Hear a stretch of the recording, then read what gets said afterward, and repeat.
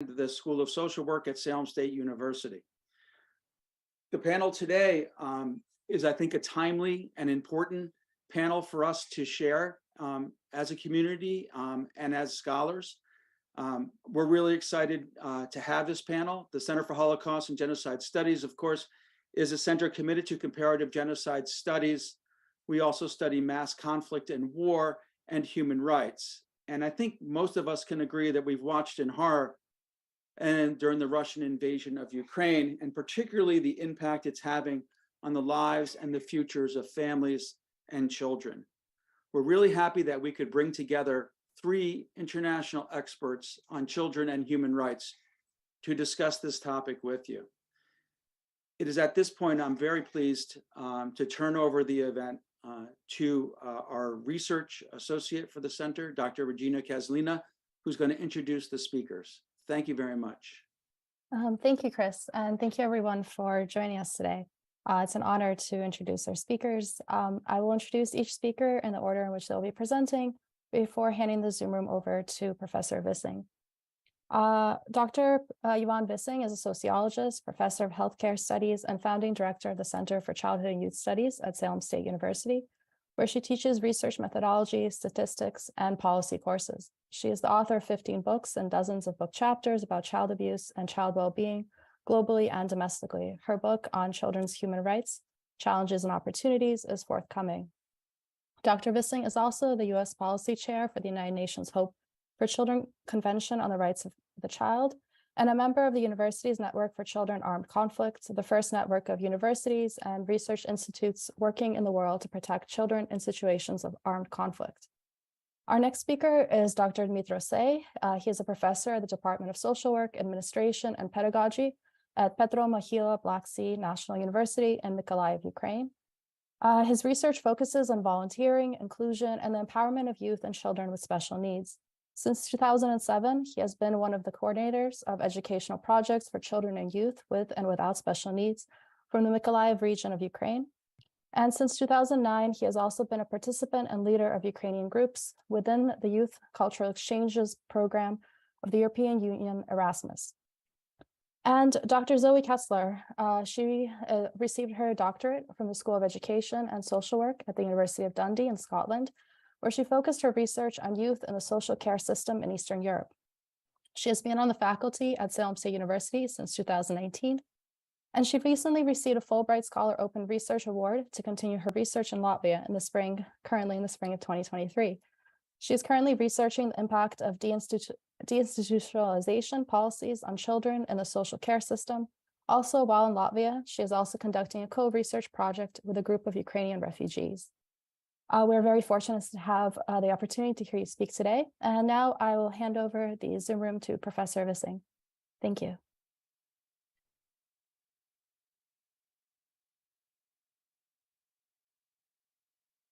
Yes. Can you hear me okay? All right, fine.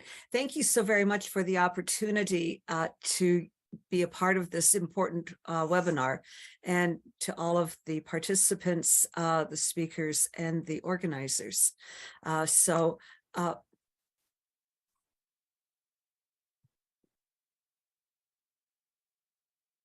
having, okay. So I would like to start off with the notion that I think that children are magnificent, and that every child holds the potential of goodness and grace to make this world a better place. And it is our obligation as adults to help them to achieve this opportunity.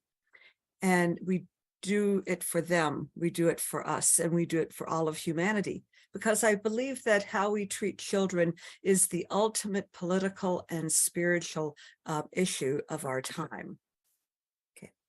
So in the UN Convention on the Rights of the Child, they find that the war is absolutely a violation of children's human rights.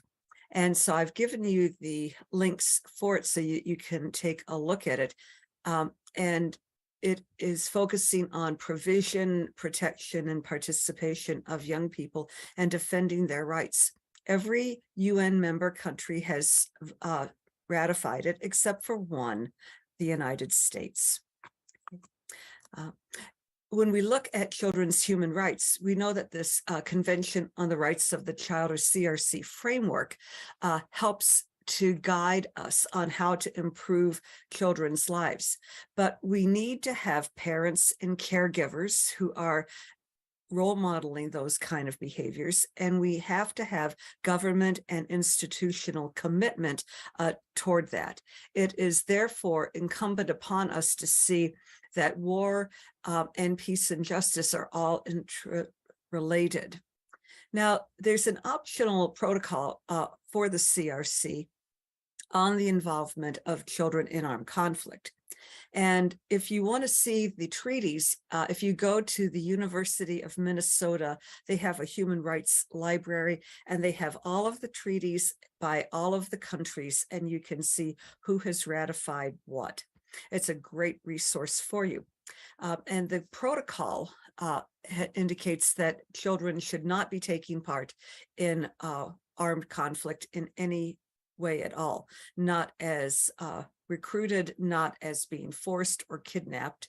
We know that in many countries that both male and female children have been recruited for either carrying weapons to doing a violent task, or for doing domestic or sexual servitude.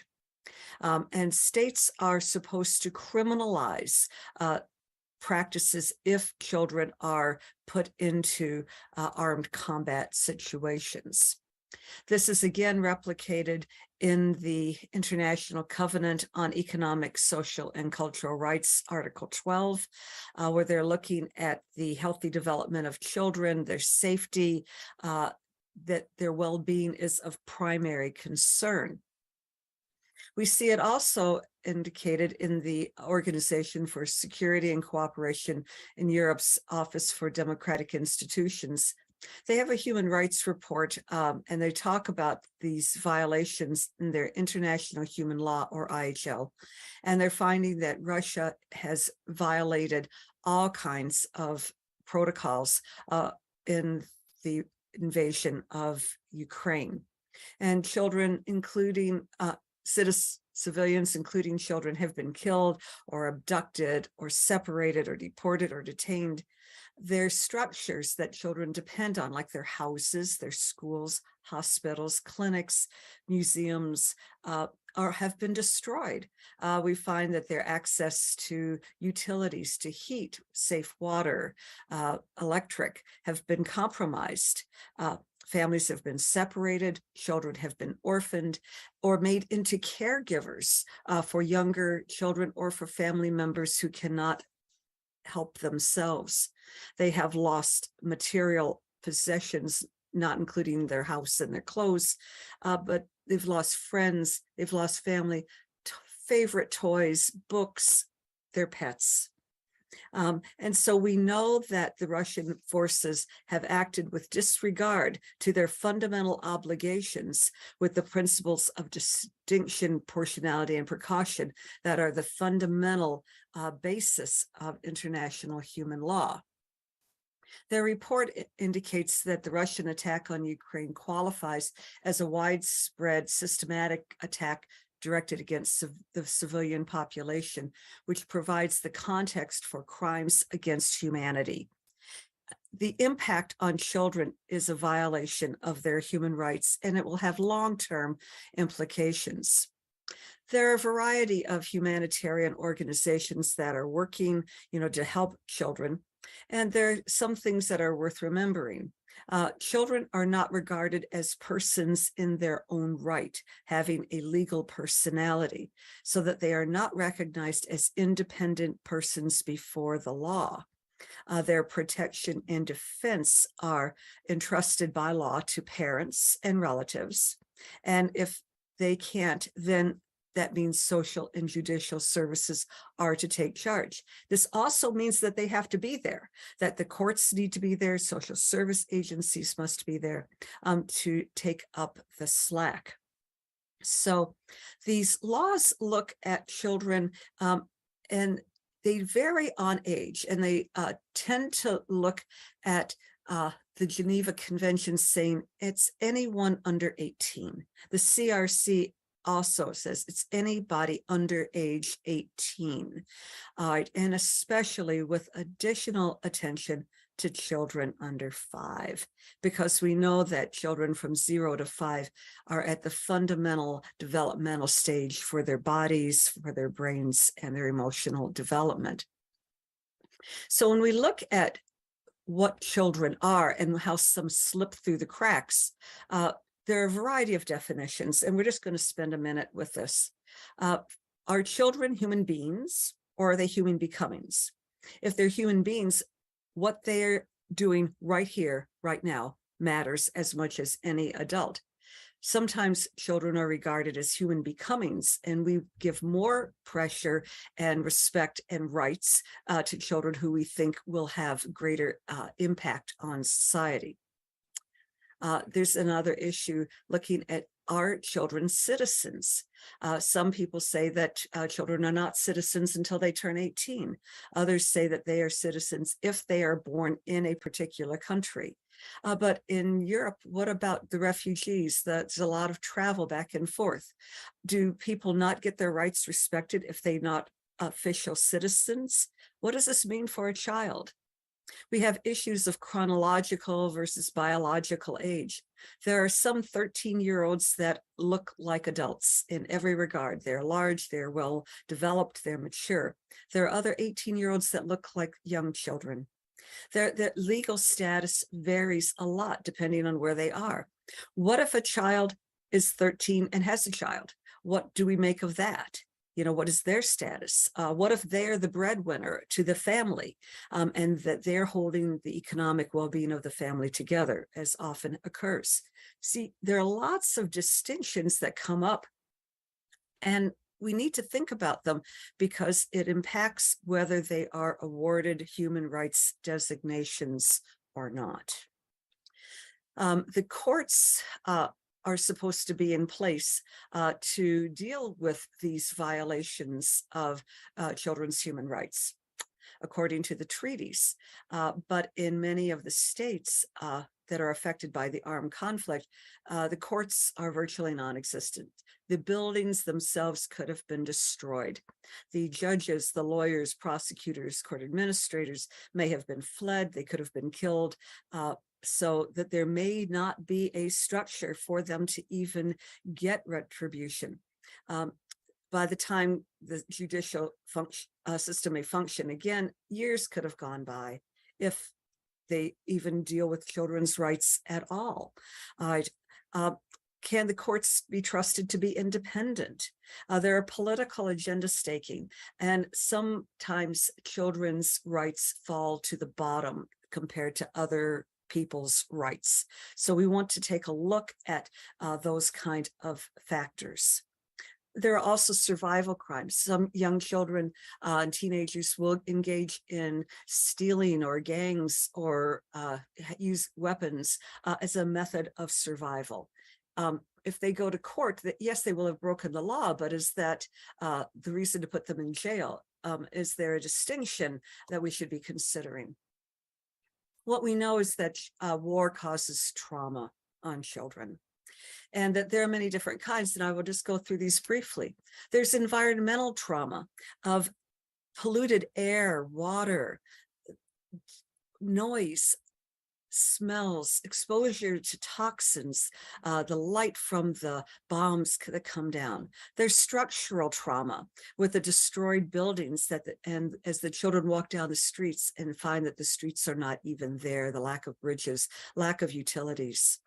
There's physical trauma of death, disability, injuries, falling buildings on them, broken glass, being abused, hit, shot. There's psychological trauma of uncertainty of, are they going to be alive tomorrow? Are their parents going to come home? The depression, the anxiety are huge. There's social trauma of overcrowding, putting everybody together too close, or being isolated and alone, being forced to flee, hiding in dark, damp places to try to sleep. You have an irregular schedule, having strangers walking down the street, often in uniforms with weapons, and you don't know who are the good guys and the bad guys, lacking a normal structure for education, for recreation, not knowing where to go for help. We know from a healthcare perspective, having safe food and water, sanitation, clean clothes, bathing, sleeping, all of these are important.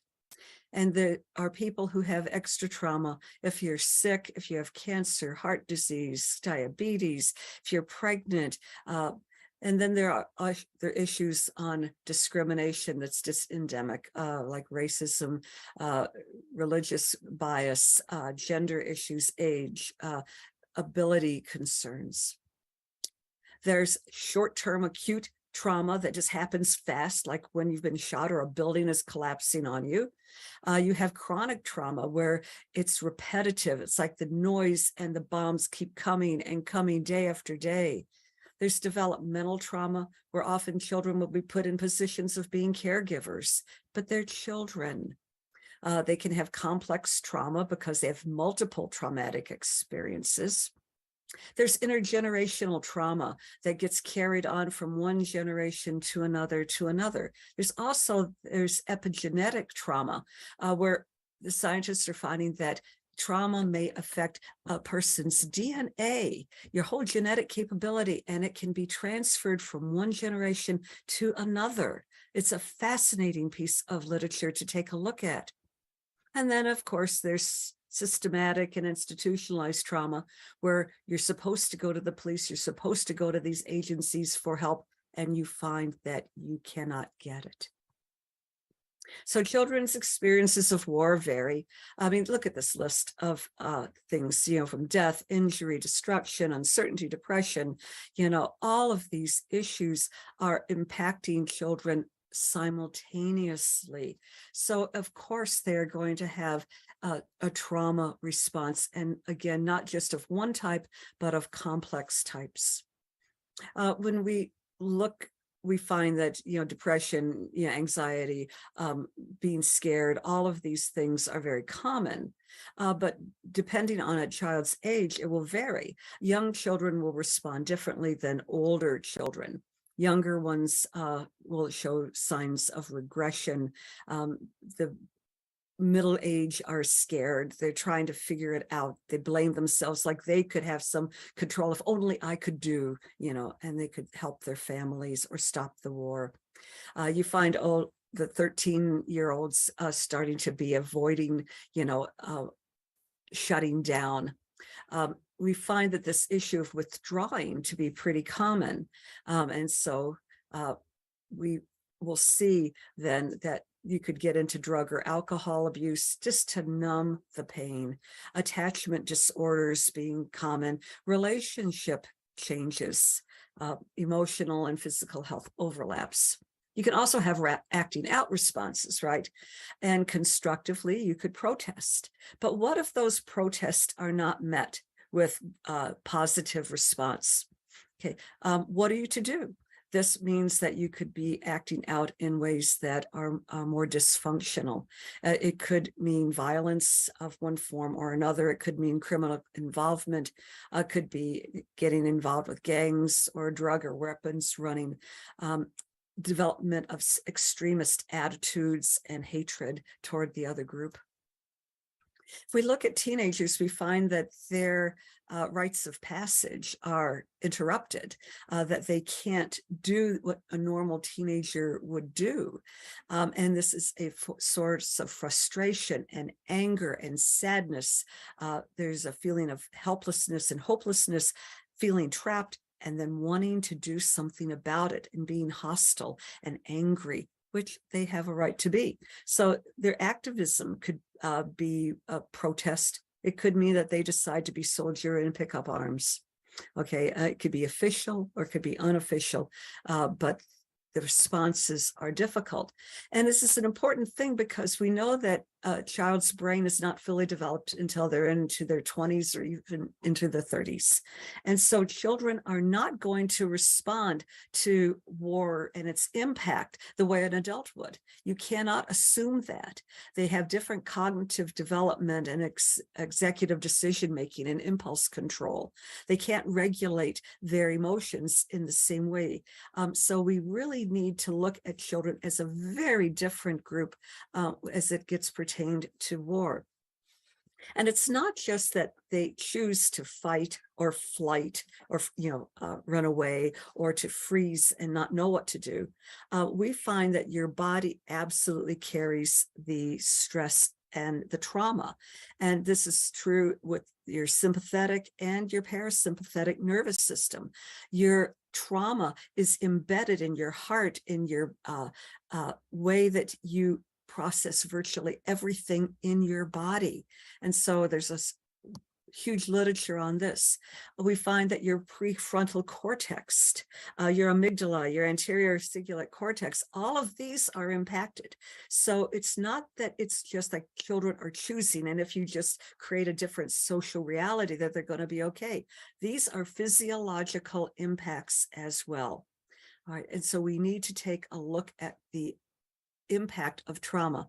And it's a quote by Garbarino, a psychologist, saying the initial trauma of a young child may go underground, but it will return to haunt us and certainly them.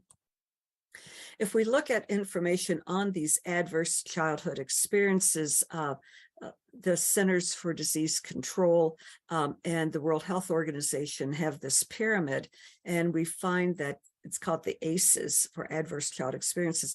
And the more trauma you have early in life, the greater the possibility of later problems like social, emotional, cognitive impairment. People can't think as well, disrupted neurodevelopment, adoption of health risk behaviors, whether that's crime or drinking or frisky sexuality. You've got disease and disability being common, and people die earlier just from it.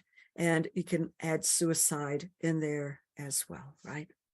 So that there's nothing good that comes out of exposing children to war. Now, there are a variety of interventions, and people may talk about having the police and the military in, and that's helpful, okay, but you need other models too.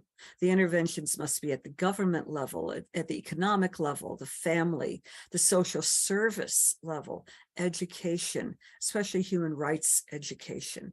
We're talking about public health, and in particular around prevention and resilience, because we know that children are resilient as best they can be, and we need to work with that strength that they have.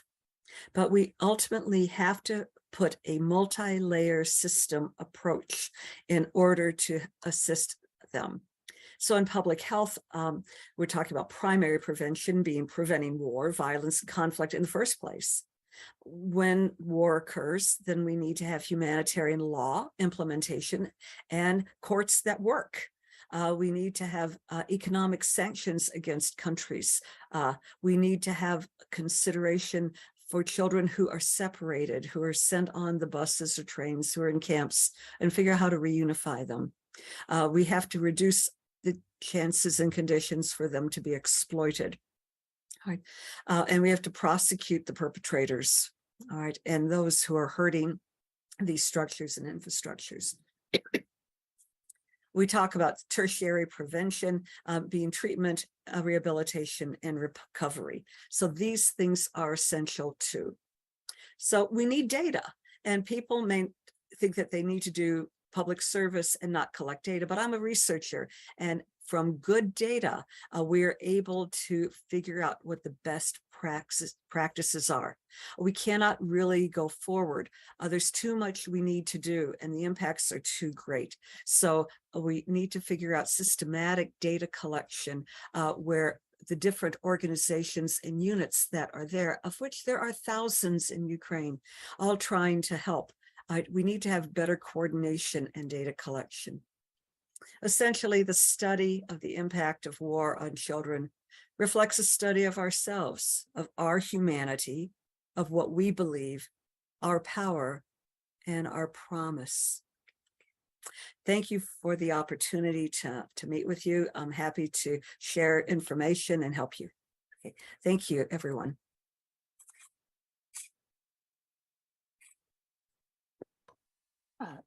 Sorry. Thank you, Professor Vissing. And now, Professor Say. Hello, good afternoon. I will share my screen.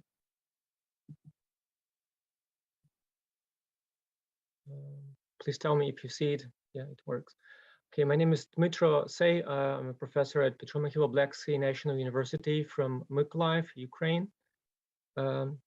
And I will have presented a sort of a regional perspective on trauma and displacement of children that happened in my region and in Ukraine in general.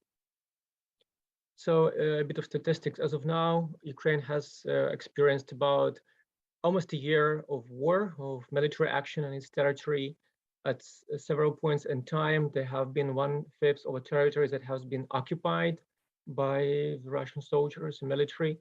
And during this time, we had experienced about 7 to 9 million of internally displaced people or refugees.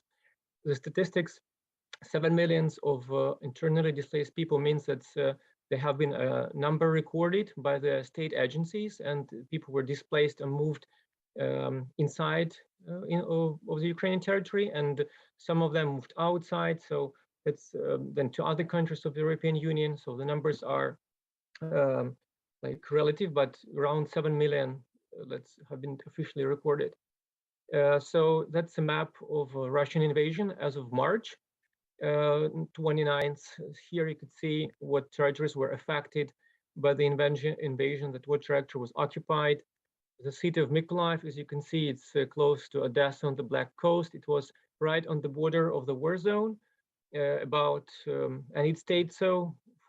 The Russians tried to encircle the city, and they were almost, in some parts of the city, but they were pushed away, and the war zone, it established itself about 20 miles from the city up until November of this year.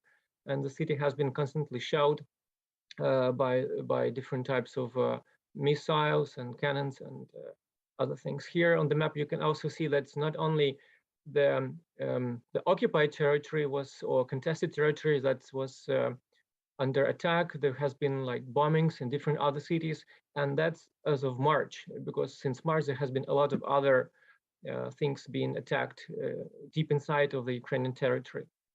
With that said, if you would put it into American perspective, in terms of a percentage, on a percentage scale, it would, let's say, it's about 53 million people from the states that's great in this map would be moved to other states, and that's so we would know the impact that it had on the Ukrainian economy, on Ukrainian life. So it's if it happened, I hope it never happens anywhere else or in general, but if it happens, so that's about how many might people be moved in the United States in terms of if it have this perspective on the United States. Yeah, that's a huge amount of people being moved, and they are not moved only, like I would say, with all they have. Sometimes they moved only with like a bag of things or backpack, and you have to provide food and shelter for them. You have to provide medical assistance for them, and it's extremely difficult for the system of any country to care for this. So what happened to children in Ukraine? So they have some people were internally displaced. Some became refugees. Some are still living on the occupied territories. In terms of families, some of the families decided not to move and wait for the liberation. Some tried to move out from the territories going first to Russia and then to European Union.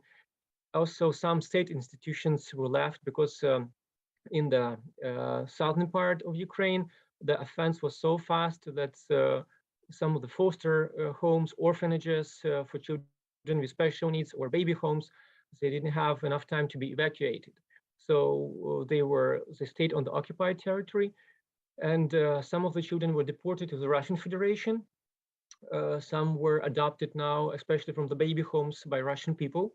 And this number is not, we will never know how many were adopted, because this is there is a secret of adoption, so we would never know. There were some people, some children were killed and wounded. That's official statistics of the United Nations and of the governmental statistics, that each case has been documented. So a lot of things were still undocumented. So, and there were 336 children lost as of January 2023. Actually, what happened here, what I would like to tell, it's basically depends on parents, because parents are the primary caregivers, and upon their decision of leave or not to leave or try to leave had consequences on the life of children. And I will come back to this topic a bit later. So critical issues in child development, at first it's always survival. Then we have physical needs, psychological needs, and then everything else. In terms of the laws being implemented, Ukraine has been a member of different conventions on the protection of life of children and youth. But unfortunately, at the situations with dire danger, they cannot be implemented. The state doesn't have resources to sometimes to implement them. If there is a plane that flies over your apartment and then it bombs your apartment, then there is no convention that could basically defend you from this plane and the bombs.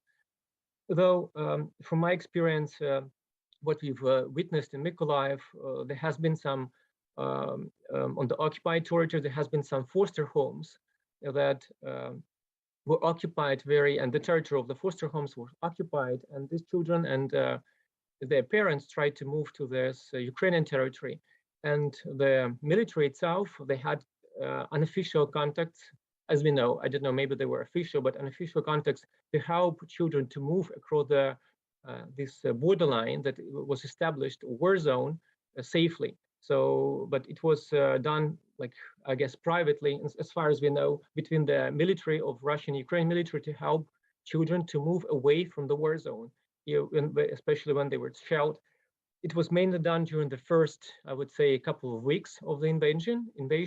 Later, I'm not sure how it operated later, but we had this kind of documents, like documented cases that they were helped by both parties to leave this zone. But of course, we have, unfortunately, some of my students that I teach, they had parents and relatives who were killed when they were trying to flee, and they were killed in their car. They had like white flags in the car showing that they are unarmed. They were trying to leave the war zone, but still they were killed, and intentionally. So there's different kinds of situations that happens here. So about critical issues, as the previous speaker has mentioned, we have physiological problems, psychological problems, and different other things that here might happen. I would like to stress on the psychological problems and repeated traumatization of children, as they have, even because children have very different experiences of war. Some have been at the occupied territories, some have witnessed killings, some were far away from the conflict zone in, let's say, western regions of the country. But the parents and even children now, they have access to TikTok, they have access to Instagram and social media, and there is constant news about different military action that is going on there. And they read the news, they talk to their peers, and hearing constant news about sometimes it's bad, or seeing something that was dear to your heart, let's say your bombed house or a school that was bombed, it might provoke repeated traumatization further in life. For grown-ups that we've seen, for youth, we've seen some existential questions that we try to answer. If my, let's say, peers died, why should I leave? Or if my parents died during the attack, why should I leave? And this coincides with the developmental crisis sometimes that they have of identity crisis. So other things that's present, usually it's the problems of parents become problems of children. The literature shows that if the parent is depressed, if he has financial hardships, the children became hostages of parents. on the right, you can see a photo that was made, I think in January, mid-January, in one of their cities very close to the border zone that's being attacked every day. And you see there's still some children are present there and parents are living there. They decided not to move away from the city.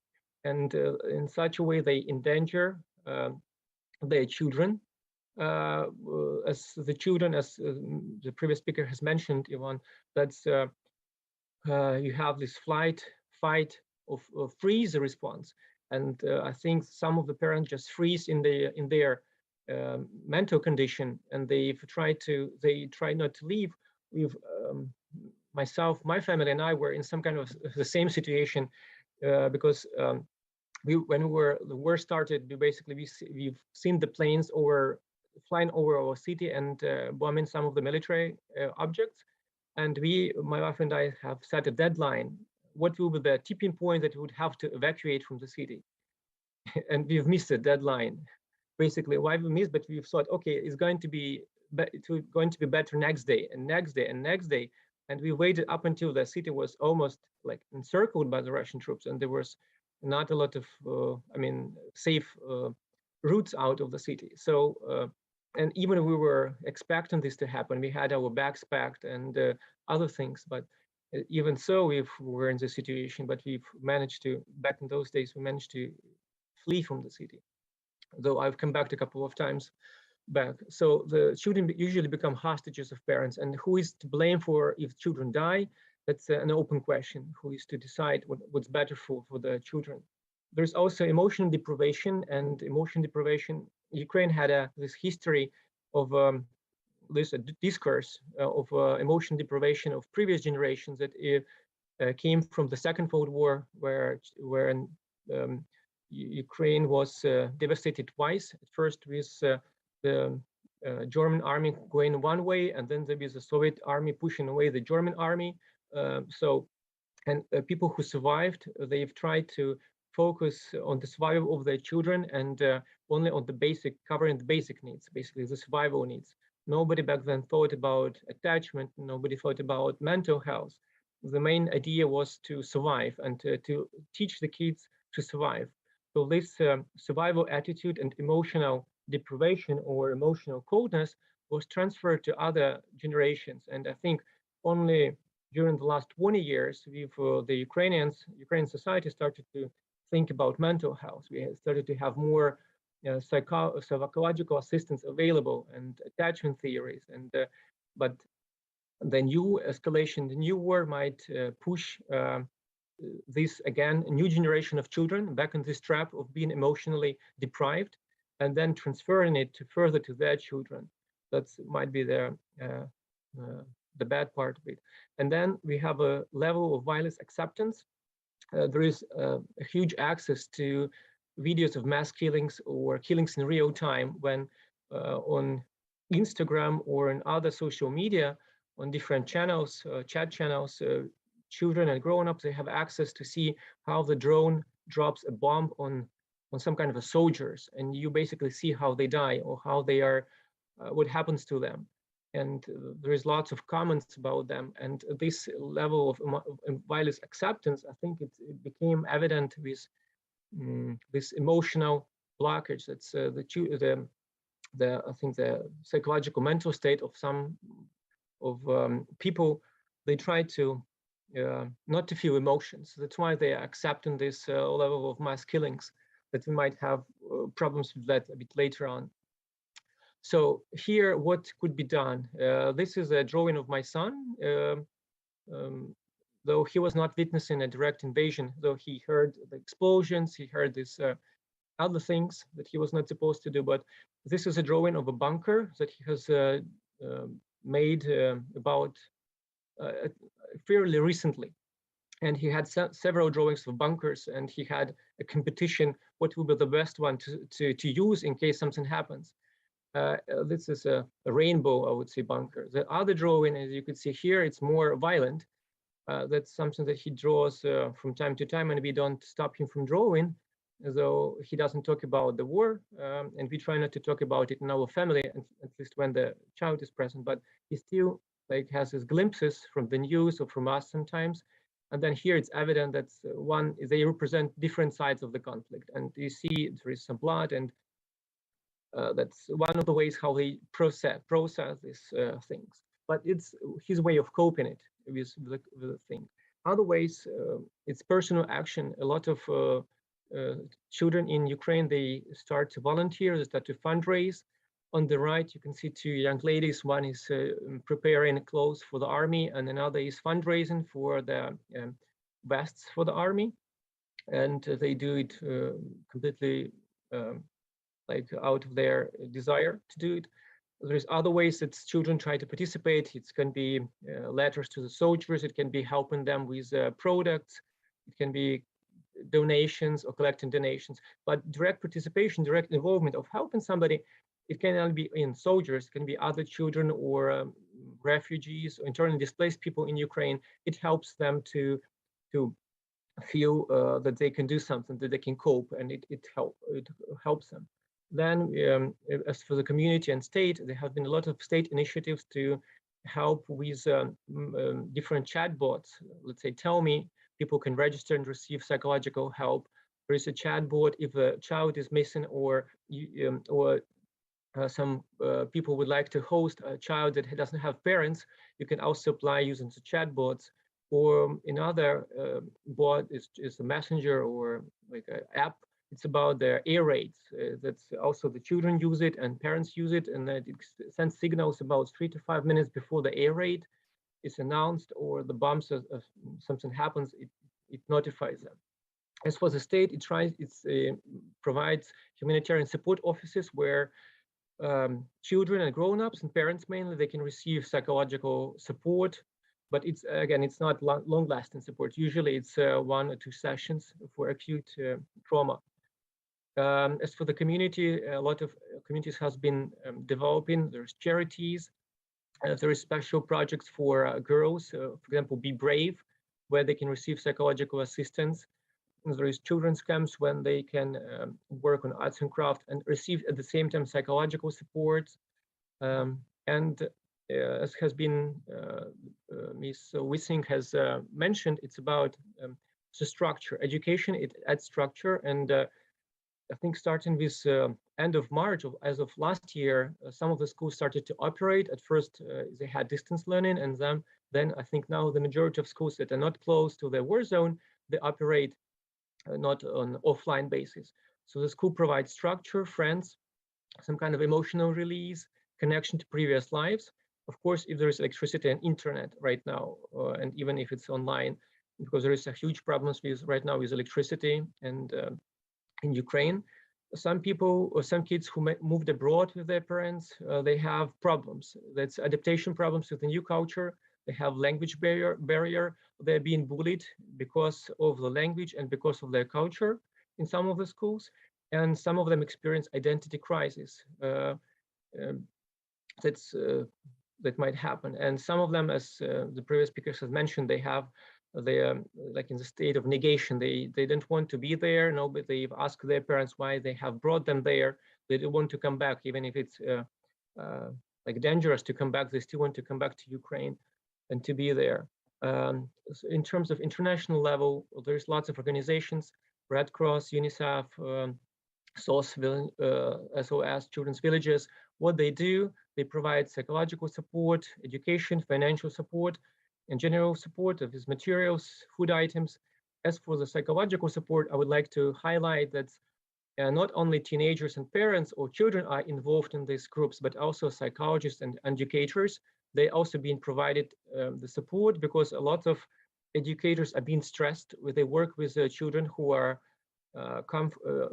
from different backgrounds, from different life situations, and sometimes I think in most cases they don't know how to perceive their anger, their emotions, and the psychologists, these consultations that they provided free, but different organizations, they help them to process and to react adequately, to react in an appropriate manner to this emotional condition of their children. Psychologists, lots of psychologists in Ukraine have been working pro bono, free in the beginning of the war, for their clients and for everybody else. And there was there was a burnout of psychologists. because we didn't have a lot of them, and those who have been working, they tried their best, and now they've been supervised and given consultations. In terms of education, what is being done by these international organizations, they provide different trainings. Some of them connected with the mediation of conflicts. Some of them provide trainings on different explosive and mines, because right now Ukraine is the most I think the country with the most amount of explosives per meter, I think, or per kilometer. So we have lots of these problems. And to end this presentation, that's actually UNICEF, one of the UNICEF posters that they do together with the services in Ukraine. On the left, you can see a washing machine with a grenade inside. When the Russian troops, they go back or they're pushed away, they leave different sorts of explosives in different places. So they've basically, here you could see it's one of the cases that was documented in a washing machine, but they've left it in children's toys as well, and anywhere. So basically, the campaign is they have classroom sessions and trainings how not to touch different subjects and not to come close. And on the right, you can see the drawing, and I don't know how many explosives can you find there. Maybe you would see a couple. I would show you some. So at least 3 that's documented, and also the bridge. You never know what can be under the bridge, and so the children are taught not to be very careful when they find somebody, because you would have these problems later on with explosives and everything else. Thank you very much for your attention. I would like to say thank you for the Salem State University for hosting me and for giving me a chance to present. And I would also like to say thank you to Rocky Shvedo, who was a Fulbright scholar at our university in Ukraine and who got me in contact with the Salem State University. Thank you very much for this. Thank you, Regina. Thank you, Professor Say. And now we'll turn to Professor Kessler. Thank you. There you go. Can you hear me? I'll share my screen. Well, thank you so much for inviting me here to join this really important panel. It's really meaningful for me to be a part of it. So as you heard before, I'm in Latvia for 6 months, which has been very interesting for me to see the perspective of what it's like to, from more of a Latvian perspective on the refugees, and more specifically, the children, refugees that are coming from Ukraine. So here you can see the Latvian flag is the maroon and white, and obviously the Ukrainian flag. This is flying in many, many places around the city. The 2 flags are flying together, and it's just one of the ways that there is a lot of support for Ukraine. So just to give you some context of where Latvia is in regards to Ukraine, as you can see, Latvia is the little country that's circled in red. It is bordering Estonia, Lithuania, Belarus, and the Russian Federation. Ukraine is approximately 800 miles away. It's about a 16 and a half hour drive to Ukraine. And as you know, they share the same history as being a part of post-Soviet bloc countries. So here's the Freedom Monument in Latvia, which is a very significant monument, as it is the central place for Latvians to honor their own freedom from the Soviet Union. So Latvia is a country which is about the same size as Massachusetts. However, Massachusetts has almost 7 million people, and Latvia has about 1.8. So it's a much smaller population.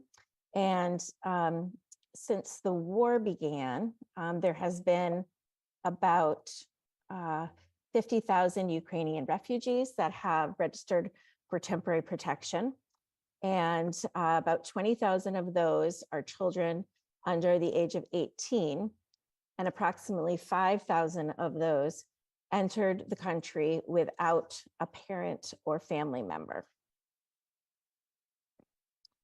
So in thinking a bit about what happens to children who have entered Latvia without parental care, always, if possible, guardianship is given to a Ukrainian citizen that they come with, maybe a friend of the family. In many cases, it's coaches for sports teams. There's many sports teams here where the coach was able to, take out 20, 25 children, young people from Ukraine with parents' permission, and are practicing and in dormitories here. So always a Ukrainian citizen if possible. If that's not possible, they're placed with an emergency guardianship, it's called, with Latvian families. And in some small cases where that's not possible, they are staying in SOS villages, because that is the connection, as mentioned, there are SOS villages in Ukraine as well as Latvia. So those are orphanages that they're staying in groups. There'll be a small group of Ukrainian children housed in in a SOS village home with a mom and a nanny. So the children are arriving in need of a lot of follow-up medical care. Their acute medical issues typically have been taken care of before they have reached Latvia. In Latvia, it's a lot of medical care, like I said, that's following up, medications. There's been some surgeries, rehabilitation, things like this. The young people are arriving with physical trauma, sexual trauma, psychological trauma, and that long list that Yvonne was talking about in the beginning. Let's see. So some barriers to the resettlement in Latvia, and some of these have been mentioned by both the speakers before, but one that I've heard a lot specifically is the idea that it's just temporary. And so because of this, I think a lot of the mental health issues are coming up in the idea that this is a temporary situation. I don't really want to get involved. I don't really want to make friends, or I just want to stay sort of with my Ukrainian friends, not wanting to do that. Oftentimes it's connected with depression and anxiety. And then now the issue is that temporary has been a year, right? So, and they're expecting many more kids to be coming into Latvia in the next year. So that idea of, like Dimitri was saying, of wanting to go home, even though home potentially doesn't exist in the same way as they knew before, and just really not wanting to be here. And that's definitely something I've been hearing a lot, is that temporary. Why should I learn Latvian as an example? Because this is just a temporary situation.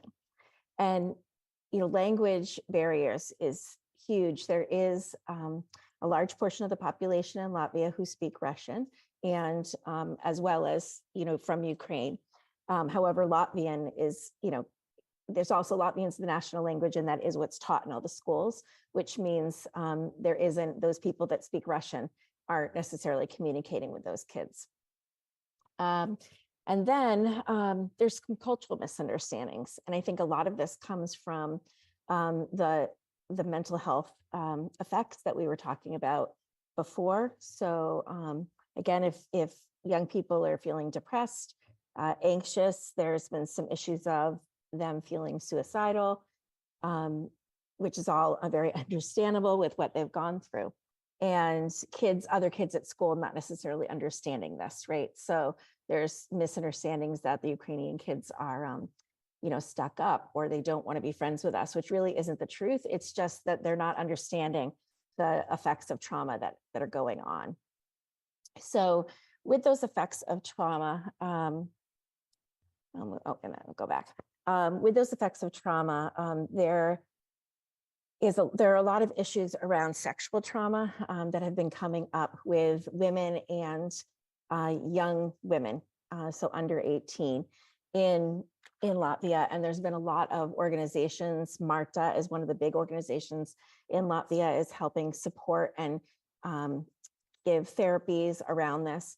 One of the issues that has come up is a lot of a lack of wanting to access the psychological services. I think, again, from ideas of, from speaking to some of them, ideas of just not wanting to deal with it. The idea of like complex trauma, where there's been so many, there may have been sexual trauma, but there was also, physical trauma and visual trauma and all those other things going on.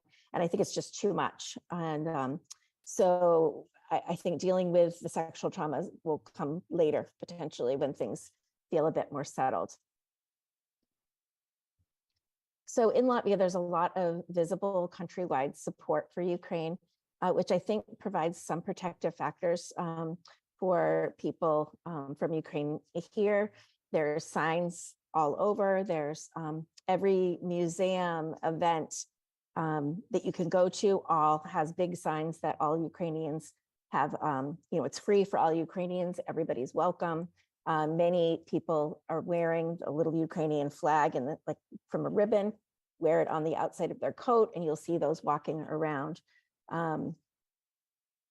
This is a very large flag that is on a building in Riga, the capital of Latvia, that sort of caught me off guard, honestly, the first time I saw it. But it's been photographed quite a bit, and it's very large. And again, I think it shows the anti-Putin Russian sentiment that's going on, which is a bit complicated here because with the history of Latvia being a post-Soviet bloc country, many of the children, or in general, the people are, if you'd talked to them maybe 5 years ago, they would have called themselves, they're Latvians, but they're Russian descent. And so they would have identified as Russian, speak Russian at home, and watch Russian TV shows and news stations. And since the war, a lot of that has shifted and changed. I've noticed that it's sort of not politically correct to be speaking Russian. People are definitely not stressing that part of their identity. The Russian stations have all been closed down. You can't listen. The Russian movies, TV shows, music stations on the radio have all been shut down. So it really has changed. This sentiment has really shifted in the since the war began. And there is a big, so there's a trickle-down effect to the children. So, and I think that that's something that is, that can be helpful. It also can be confusing.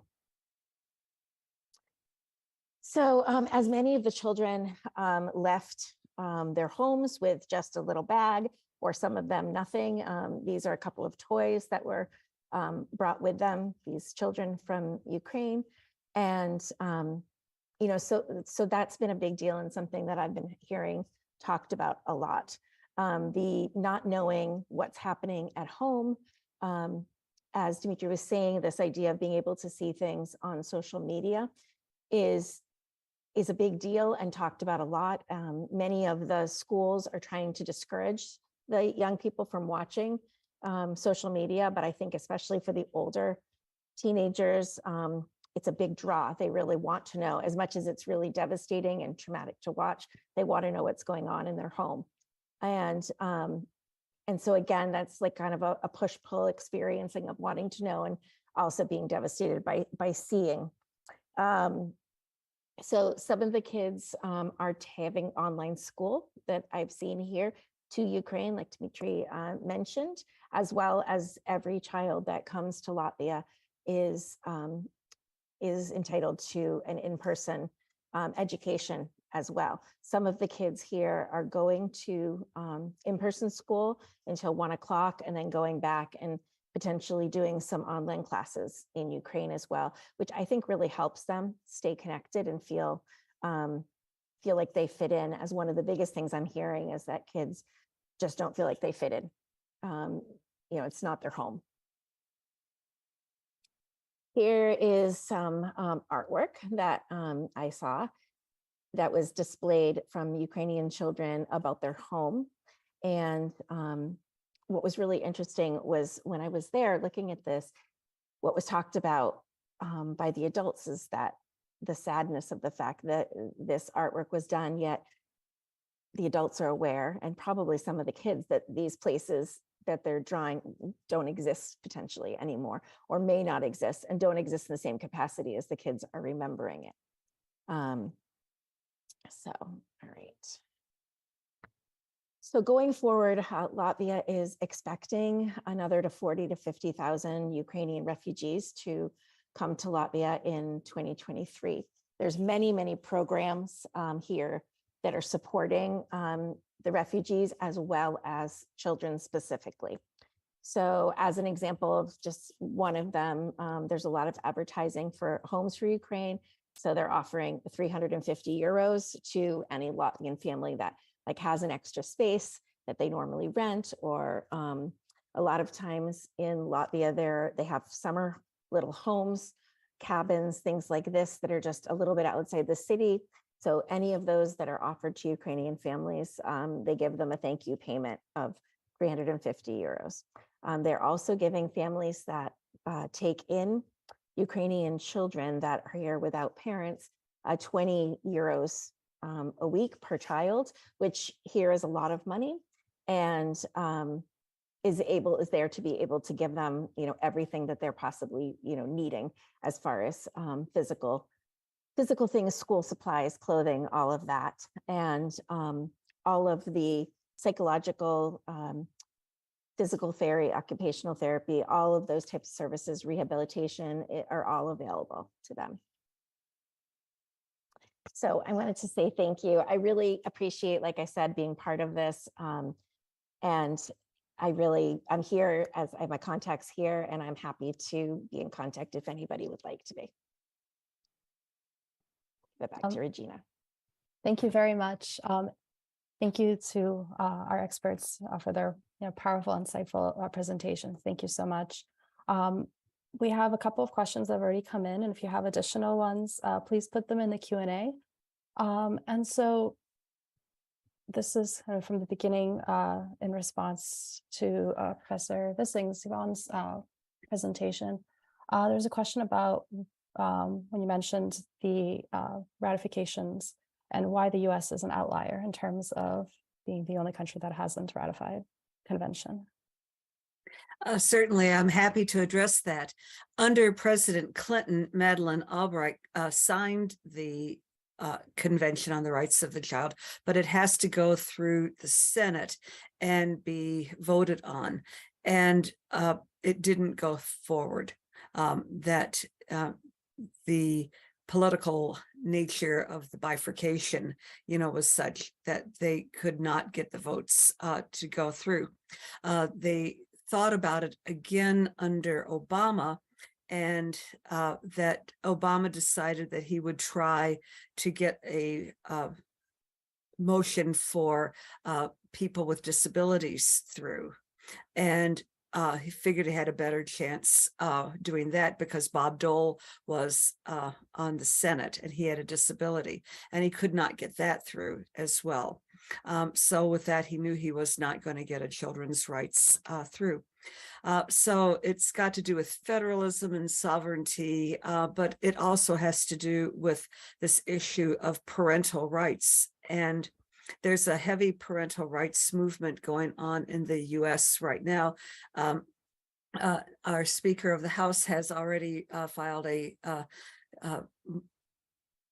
bill for a parental rights constitutional amendment. Mind you, we don't have a women's one yet, right, with the ERA, but they have this one for parental rights. And if it passes, it will mean that children never have rights. And so they, if you start to look at like the border or with vaccines or with, access to information, it's a real concern. And children are being used, I think, as a political ploy. So I think that is the bottom line. Thank you. And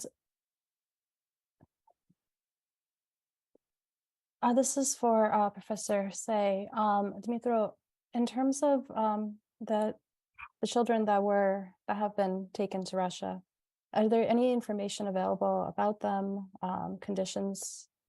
And is there any movement or efforts to try to reunite them with their parents right now? Mhm. You know, So there is a kind of a state position, or it's called state ombudsman on children's rights. It's like a state official who deals only with children's rights and deported children. And she has been trying to do something, because through official and unofficial connections with the Russian side, try to bring them back. As far as I know, only about 125 kids have been brought back as of now, since March, officially. That they were reunited or were taken back to Ukraine. The state has been trying to do it, to bring them back, or at least to know what's going on with them, what's happening with them. But the other side, there might be some like other things that's going on that she cannot access, or they're not allowed to talk. I think there might be some talks on the like official level. There's an official communication between these two people, because the Russian side also has a person who deals with children's rights and human rights, and they have been in close contacts on this position of children. But I don't know whether there will be a future success in this sphere. And Regina, Mhm. oh, go ahead. After you're done, I was just going to add No, something there to was that. I've read also there was another question about whether the state should tell their parents to be evacuated. Is it a stretch or not? So the question is, in real life, when the parent doesn't care for their child, the social services come and they take away the child. If the parents leave the child in danger, if they doesn't provide food or doesn't provide medical care, something like this. But if the child leaves their children under the bombs, and it's not like it's the front really the war zone, why should not they should be evacuated? So that's maybe the question to be discussed or debated, or at least talked about. What's the reason between ordinary life and that's the life in real danger? So why it's not happening? So, but I think some of the families sometimes are evacuated with force, because if it really gets closer, and if they're not hiding anywhere and they can be reached by the military people, Ukrainian military people, they try to evacuate them still, but sometimes it's the parents' decision. So I was just going to add that I was speaking to a grandmother here that saw her grandchildren being taken by Russian forces, but there was nothing she could do to get them. So she was being held back. And then another woman was saying that she saw her grandchildren on the news. So they're trying to look at the news online on the web, and saw her grandchildren in the group of children that was being taken by Russian forces to go back to Russia. And it's just so devastating, but I can't even imagine being sort of put in that position. And the one last thing I'll comment on that is, so it's been common for kids that are coming that are separated from parents to have contact information written on their bodies. So in like a permanent marker written on their arms or their backs, which again is just, anyway, it's just very intense. thank you for those comments. Thank you. We have another question here. This is going back to the regulations and the treaties that are signed. In the events where there are regulations that allow parents to permit their children to participate in combat, what kind of special protections exist? That's a very good question. I had a slide on it earlier, but we had to cut because of time constraints. On the optional protocols on the CRC, they do indicate that a child under 18 can become involved with armed forces, but it has to be voluntary and genuinely voluntary and not coerced. They have to have informed consent of the person's parents, which is a problem if your parents are dead or displaced. They have to have a guardian. There's no indication about how far down that goes, whether you're 18 or 17 or 16 or 14. That's a little bit unclear. But if a young person is recruited, because they do have that caveat that it can occur, that the child has to be fully informed of their duties, involved in military service. They have to provide reliable proof of age, for it. And that ideally they would be put into non-combat situations. But again, once you're in the armed forces, there's no guarantee of that. So the Geneva Convention holds, 18. There's a little ambiguity in there, but certainly I think that you will find younger people involved. And that's a really great question. Thank you for asking. Thank you. And we have one more question in terms of, yes, the role of The Hague and if there are any other institutions that can intervene, whether it is in the case of the children that are being brought to Russia or just in general situation on the ground.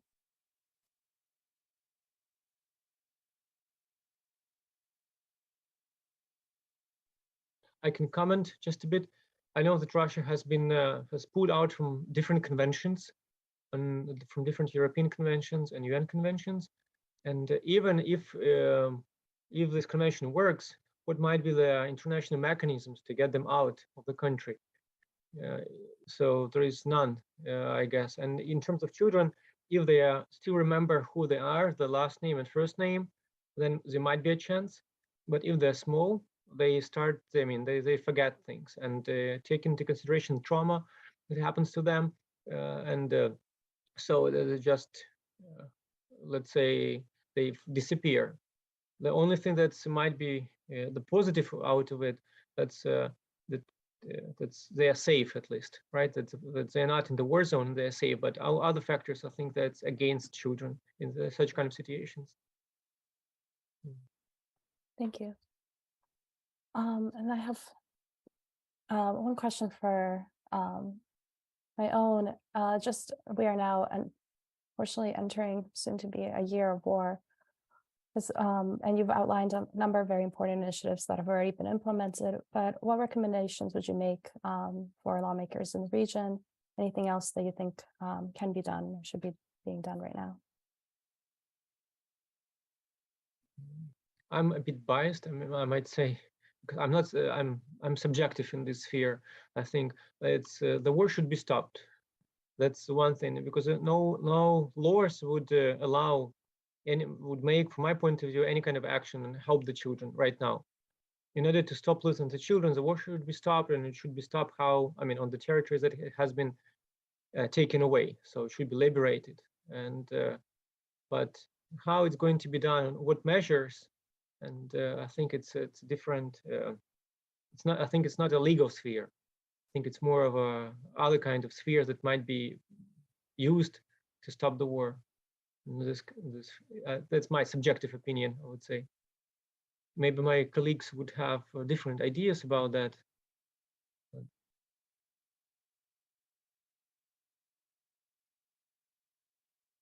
Well, stopping the war would be the ideal, right? But on assuming that it's not going to happen today, point of view, one thing that I have found that could be helpful is that there's supposed to be a lot of different social service agencies trying to help and lots of donations.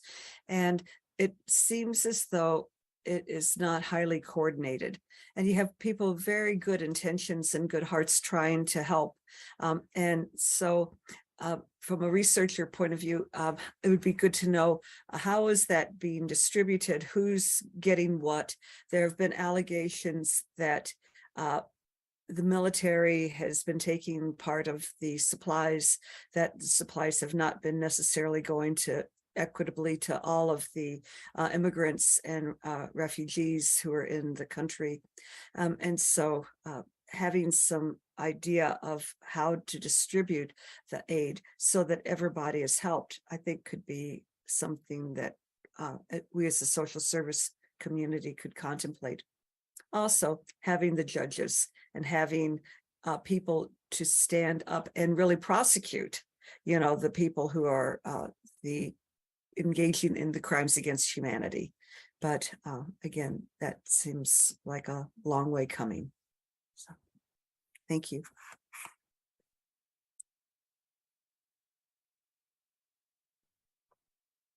Thank you very much. I think I will hand it off to Chris for a few Thank you. final words. Mhm. Thank you very much. I would also like to thank our three panelists who I think engaged us in some very powerful and thoughtful and thought-provoking concepts and ideas and experiences.